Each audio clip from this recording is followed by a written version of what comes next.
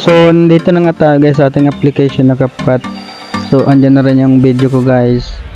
So, una pala natin gagawin guys, i-click natin yung video.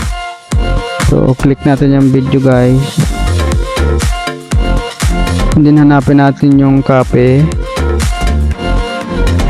Ayan. Click natin yung copy. And then, click natin yung sa kaliwang video. And then, hanapin natin yung overlay. Ayan. Tapos, back tayo guys. Back pa. Hinanapin natin yung effects. Video effects. Click natin. And then, lens. Ayan. Click nyo yung lens nyo guys. Or hanapin nyo guys. And then, pagka-click nyan, hanapin natin yung blur. Click natin yung guys. And then check.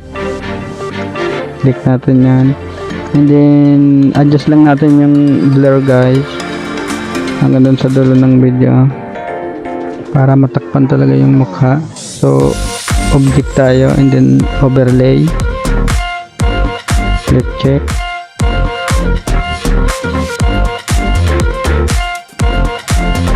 Nga guys, nag-blur na yan guys yung video. Back tayo guys, back pa. Then hanapin natin yung mask, click natin yan, and then click natin yung circle. Ayan, position lang natin yung below guys. Ayan, dyan sa mukha. Pwede nyong adjust guys, pwede nyong oval, kaya na bahala. Pwedeng bilog rin, so kaya na bahala guys. Adjust nyo lang. So pagkatapos yan guys, click natin yung check para nasa posisyon na yung pag-umpisa natin ng pag-adjust. So ayun guys, pagkatapos yung guys, click natin yung parang diamond guys. And diamond, i-click natin yan. Pag-click natin yan, balik ulit tayo dyan sa mask. Ayun. Then ayan na guys. So dahan-dahanin lang natin yung video guys para masundan natin yung mukha. Oops, ayan. Sundan nyo lang guys. So ayan, adjust pa natin. Ayan. So dahan-dahan lang. Ayan. Adjust. Yan. Dahan-dahan lang guys. Ayan. So ayan, adjust.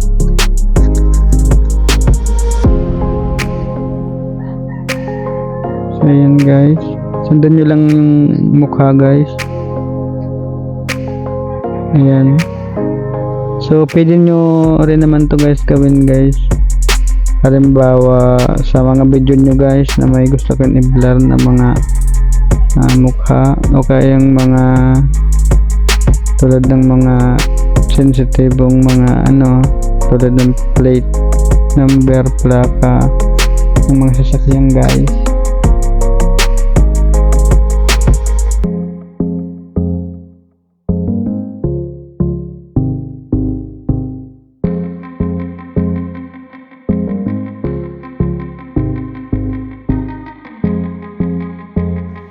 So yun nga guys, adjust lang natin guys, dahan-dahan lang. So medyo matagal-tagal na rin. So ayan. Oops, lumagpas. Balik ulit tayo. Ayan. Ayan, and then adjust. Ayan.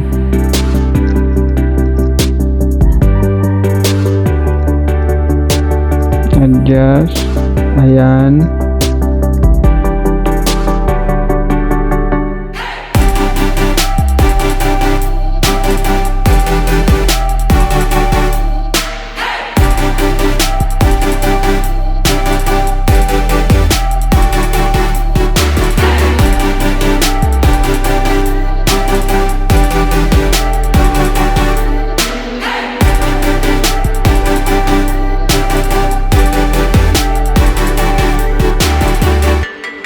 malapit na guys. Oops.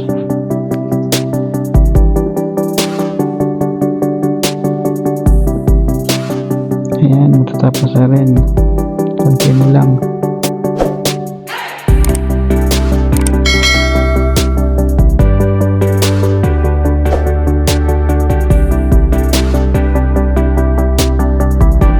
Ayan, isa na lang. Ayan, natapos na rin guys. So, check natin guys. Check natin yan guys.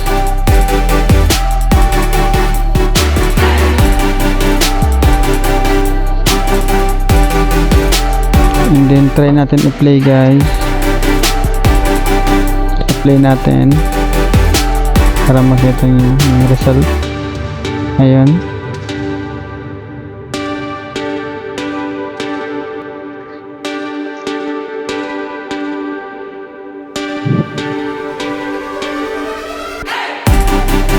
So ayan nga guys, sana guys nakuha nyo guys.